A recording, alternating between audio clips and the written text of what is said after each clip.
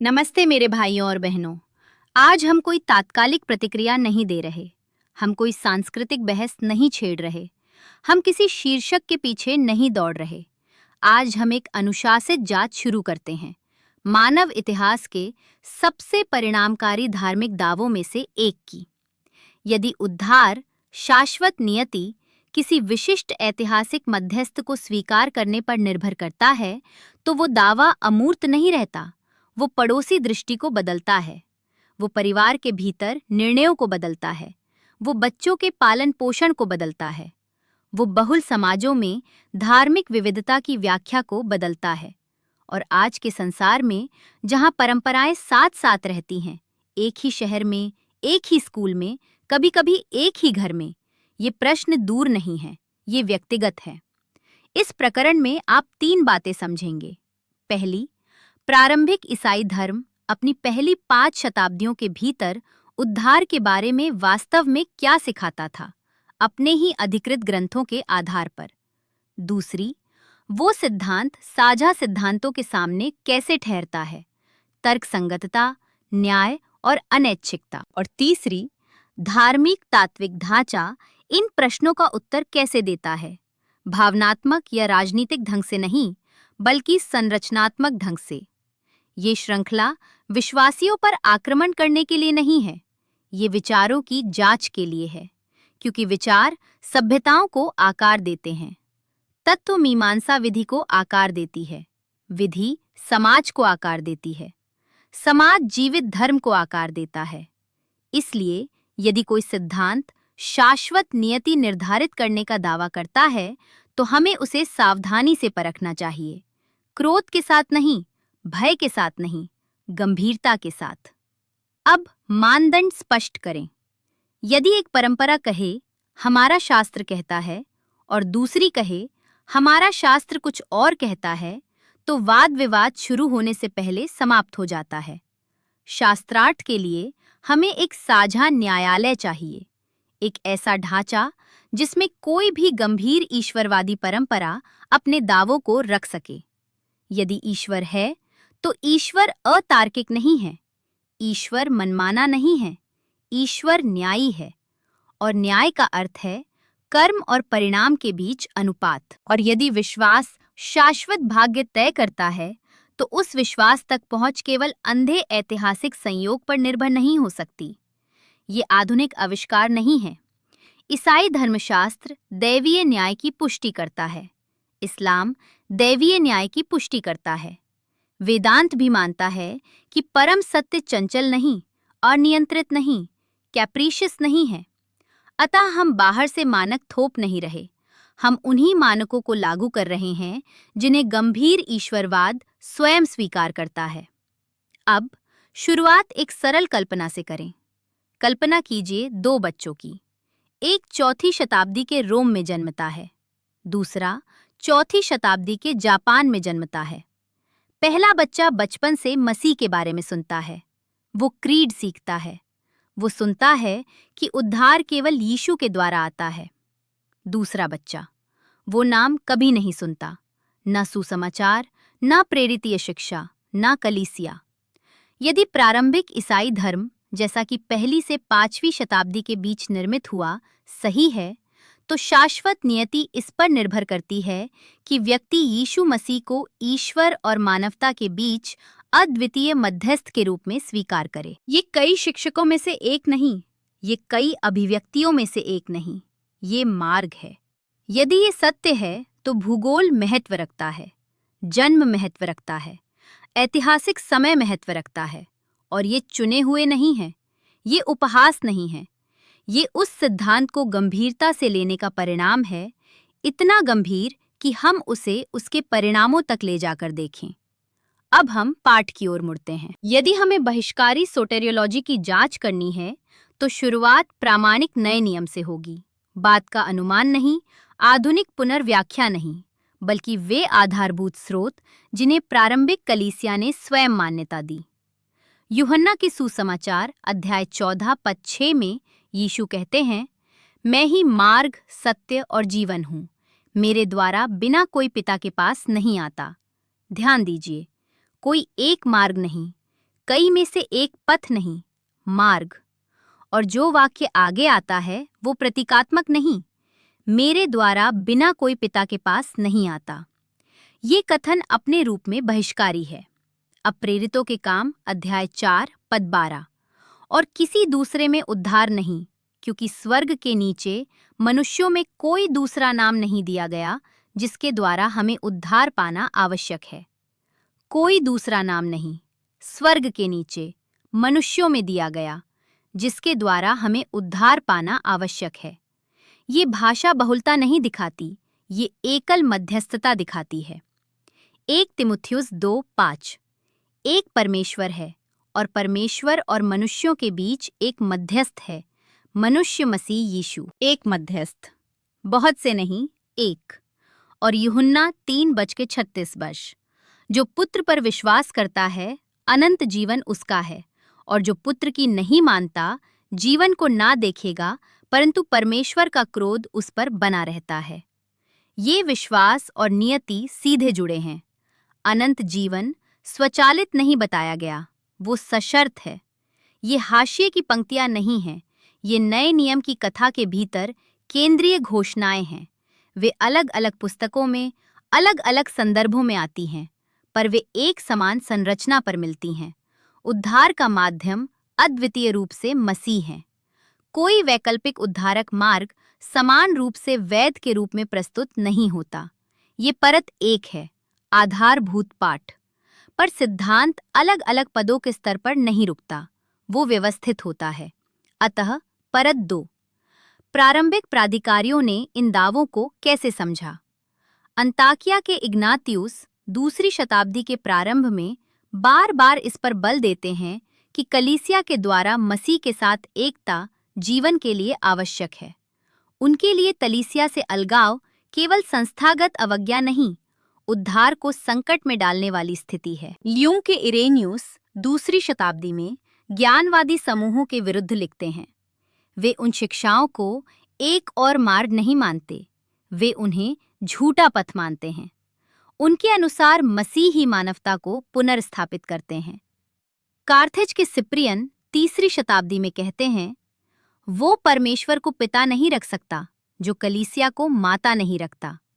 और इसी से वो सूत्र निकलता है जिसे बाद में संक्षेपित किया गया, एक्स्ट्रा एक्लेसियाम नुल्ला सालूस, कलीसिया के बाहर कोई उद्धार नहीं।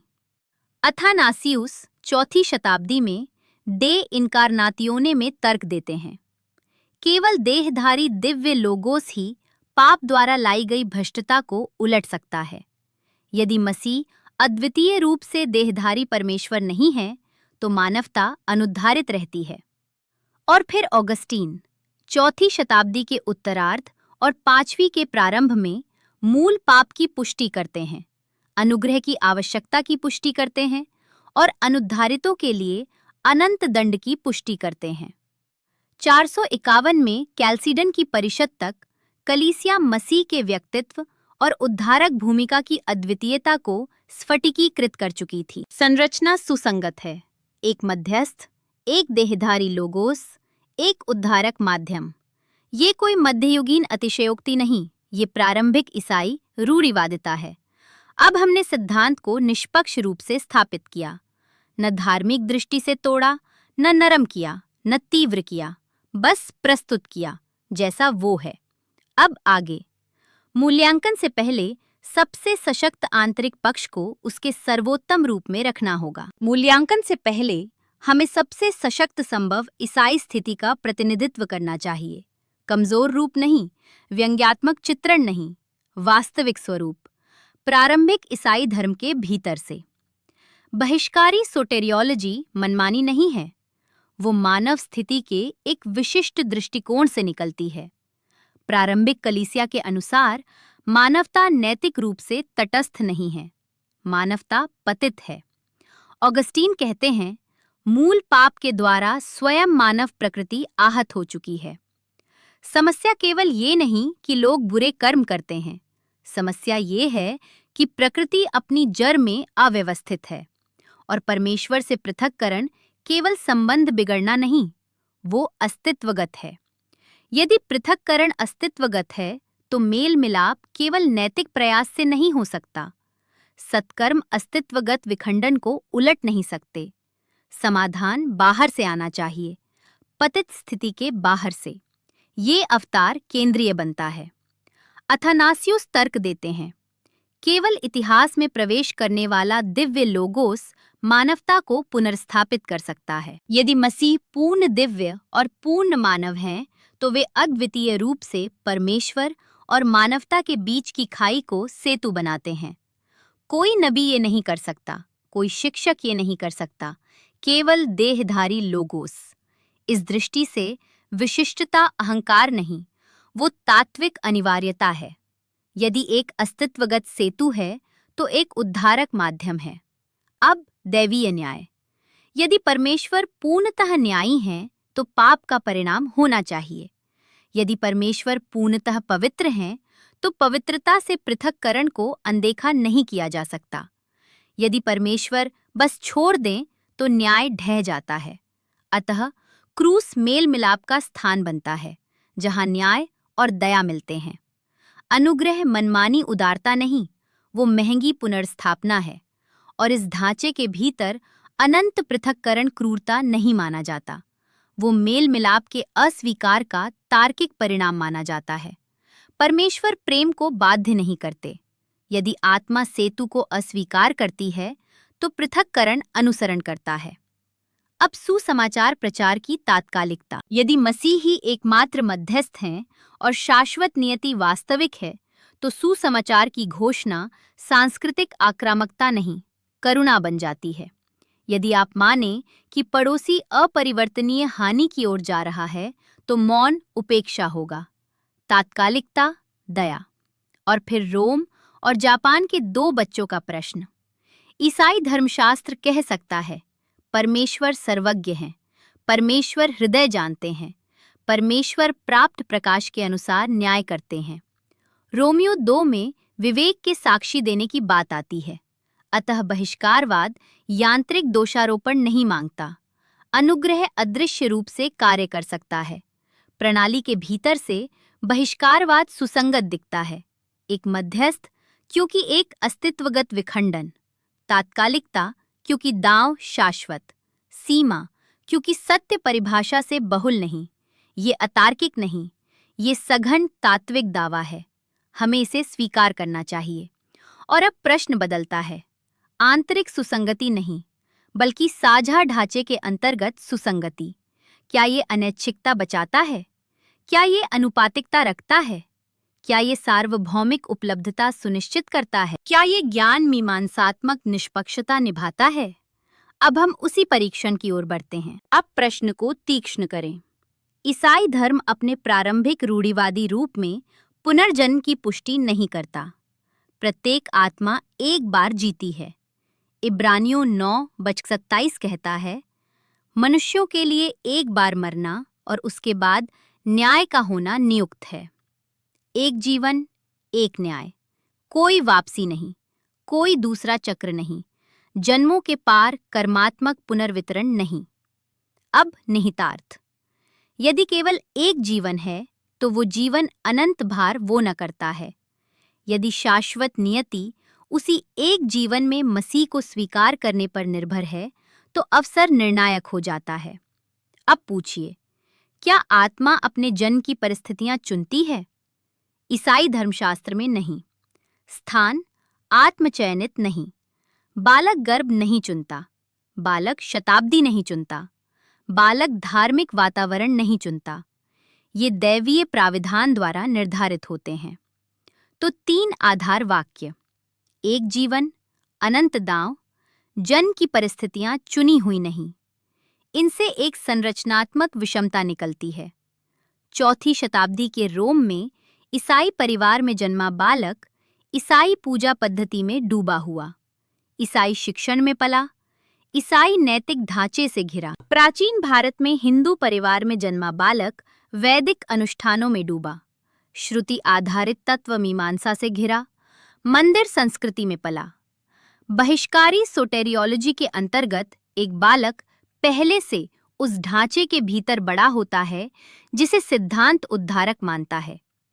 दूसरा उस ढांचे के भीतर बड़ा होता है जिसे सिद्धांत त्रुटि कहता है, और कभी-कभी आध्यात्मिक रूप से खतरनाक त्रुटि।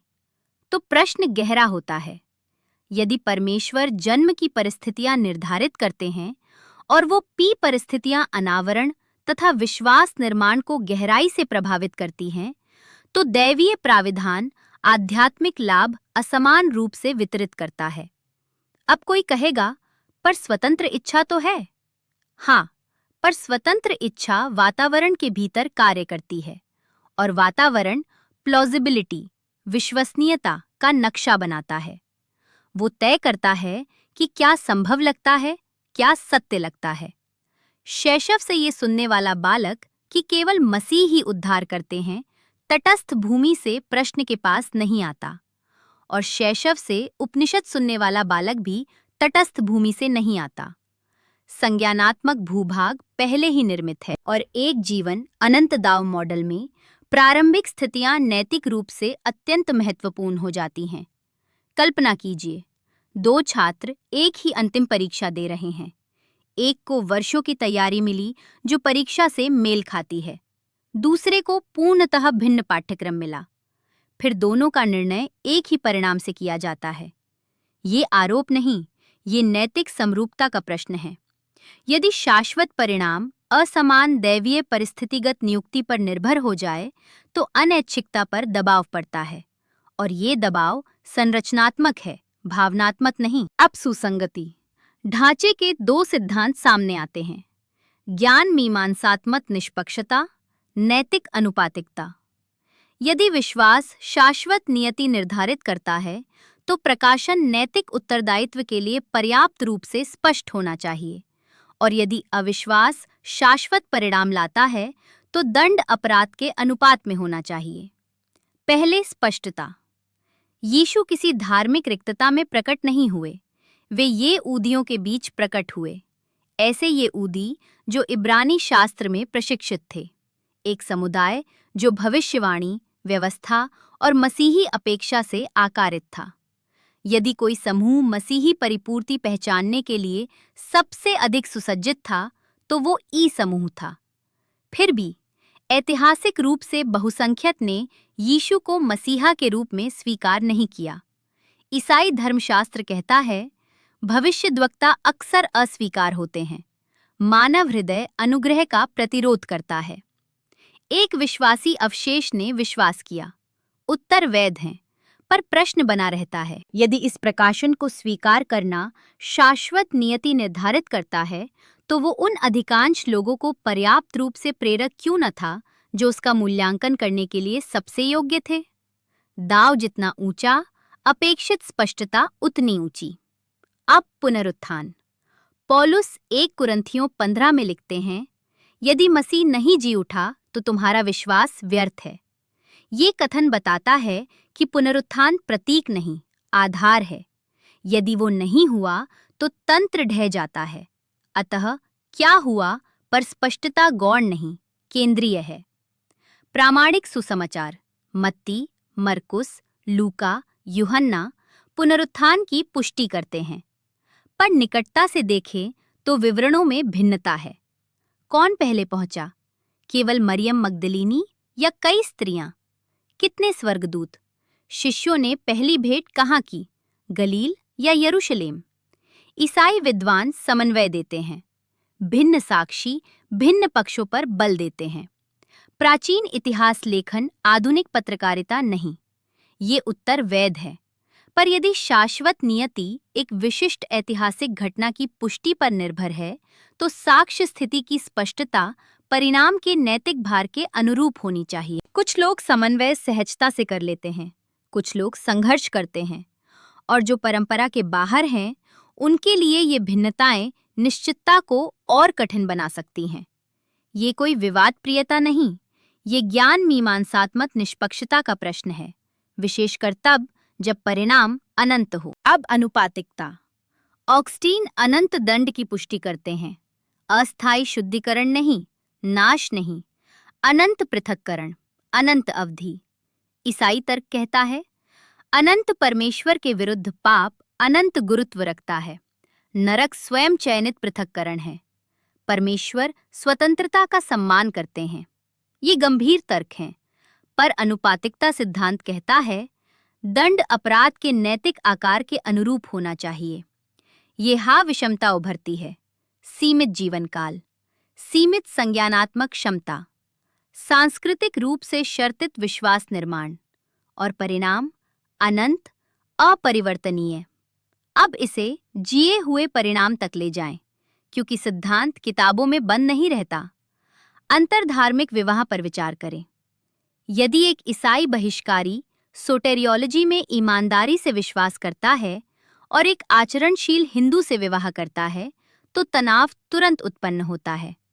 यदि केवल मसीह उद्धार करते हैं, तो जीवन साथी की कृष्ण, शिव या देवी की उपासना आध्यात्मिक रूप से तटस्थ नहीं रह सकती।